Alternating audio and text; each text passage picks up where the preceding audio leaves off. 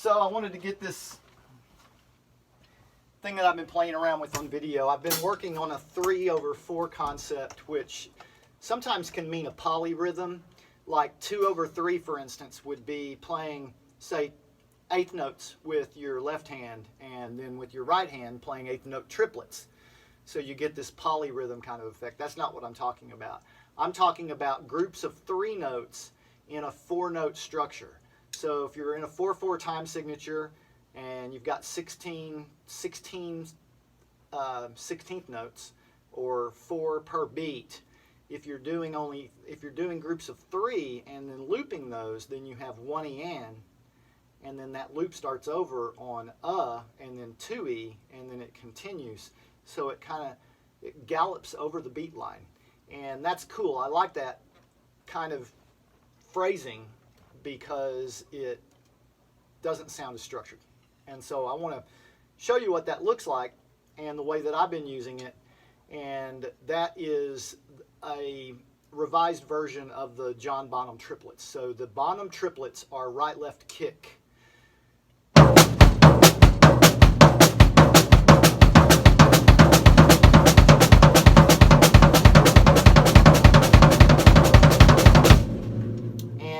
The revised version of that inverts it so that you start with the kick rather than a right-left kick. It's kick right-left, and then you alternate the right-left to a left-right back and forth. So it's right-left the first time, and then it's left-right the second time, and then it alternates. So that sounds like this.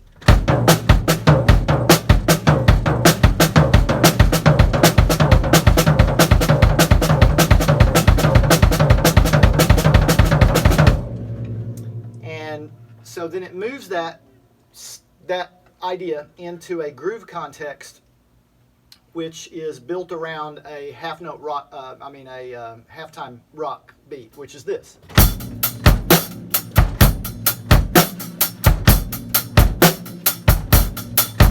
That's just a basic halftime rock beat. And so what I'm going to do is I'm going to play that beat for one measure, and then I'm going to play. Well, let me go back and say a little bit about what that is. It's that whole thing. When it's 3/4, it gives us this triplet fill, but it's really dotted eighths, and the dotted eighths are emphasized on the bass drum, where it starts with the bass drum. That's a 1 and a 2 1 and a 2 but that gives it this kind of triplet vibe. And so that's what it looks like when you move it over to the hat and the snare.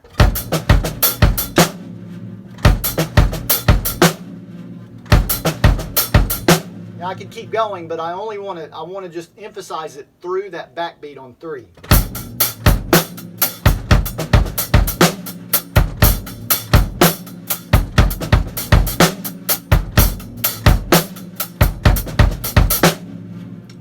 So you get that idea. So then I was thinking, okay, well, that's through the backbeat. Got to finish out the groove of the whole measure, which is the remainder of 3 and then all of 4. And I've been experimenting with some ideas in there. And the first one is this one.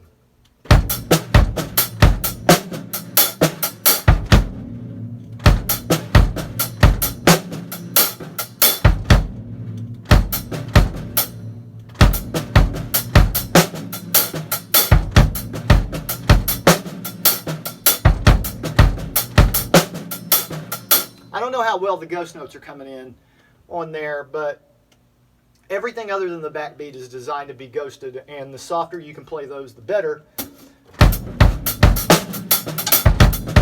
I'm playing them a little bit louder so that you can hear all the snare notes, so it may sound closer to all the same volume, or I want to play them louder so that you can hear all the snare notes. Otherwise, it might sound to the ear like there's a gap in there because you can't see what's going on with my hand. So it's basically this.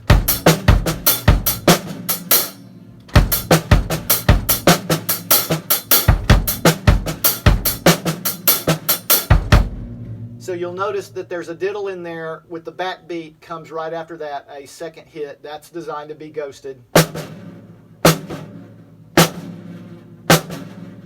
And then the two hi-hat hits that are in there are, the second one is designed to be accented, so it's ghosted the first one and then accenting the second one. And you get this.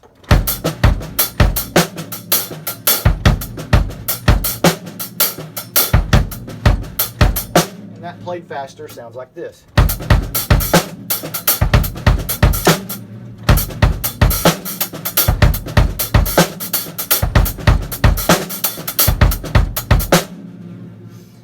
Or faster.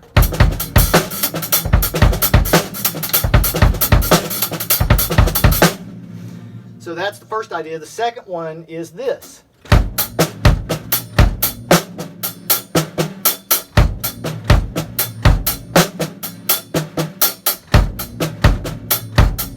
So those are doubles, starting with the backbeat and then that second ghost note, and then the rest are just doubles.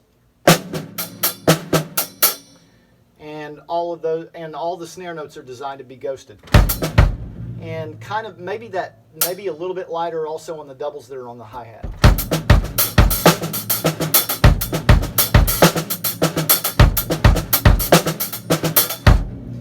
There's a temptation to do this again on those, but idea number 2 is more even throughout that.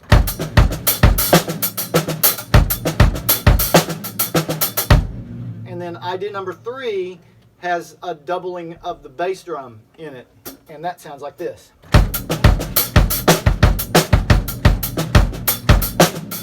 No.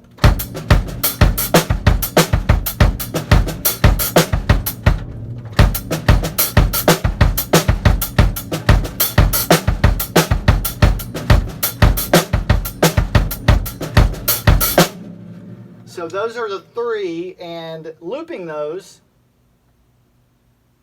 together gets you this.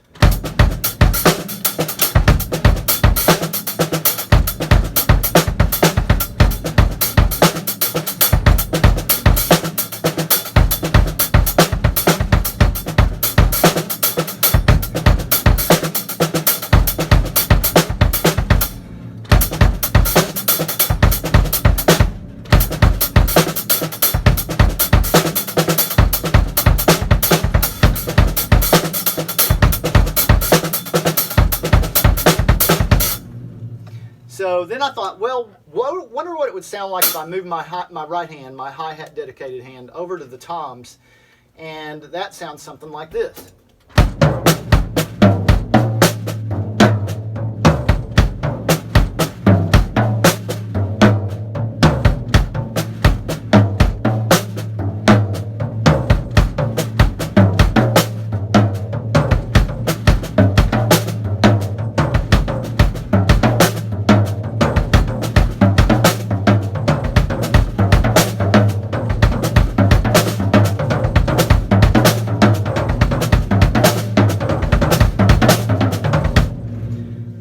That was idea number 1. Idea number 2 is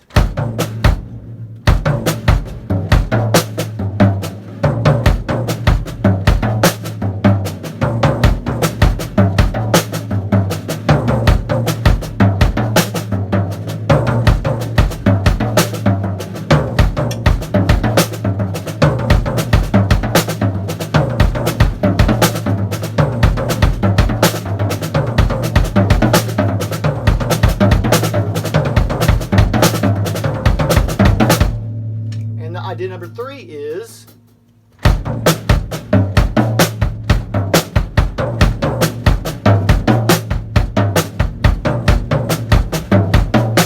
that one's really weird because it tricks your brain into thinking that it's not in time.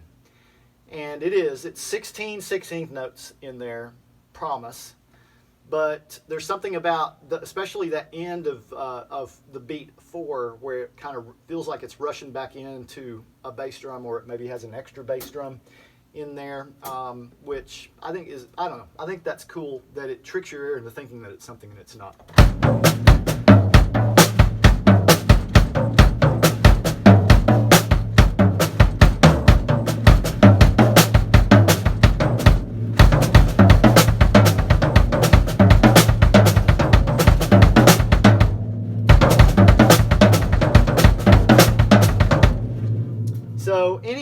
anyway, that's kind of a cool idea that I've been working around with. The other thing is that I wanted to get on here really fast is this idea of keeping the context of a halftime rock groove is doing fills that have that backbeat still in them so that you maintain consistency between the groove and the fill.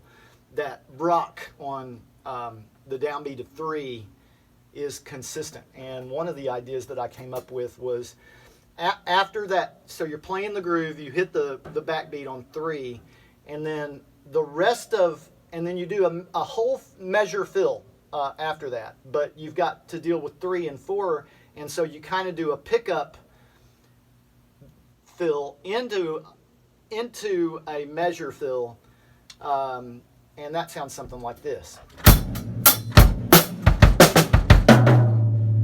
So 1 and 3 and 40 and then so that's and 40 and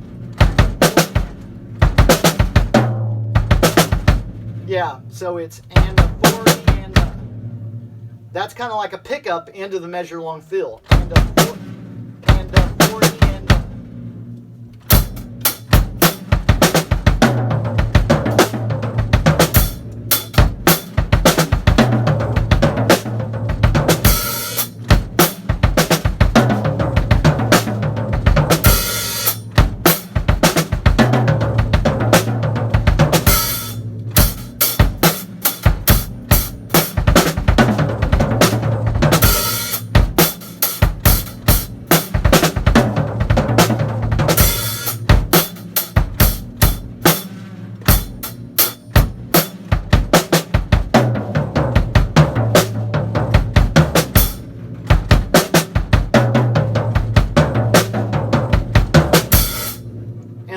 to work on 4-limb independence, trying to keep your hi-hat during that fill going on 8th notes.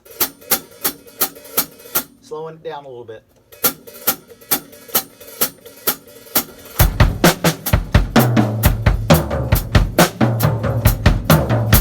I don't even think that was the right fill.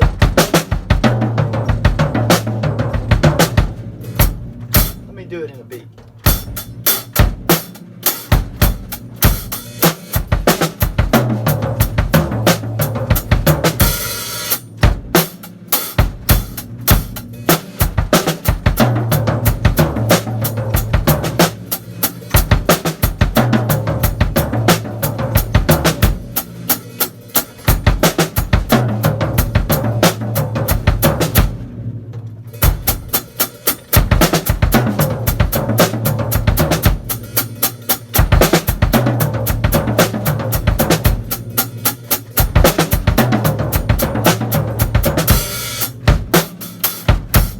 And then even a little bit faster.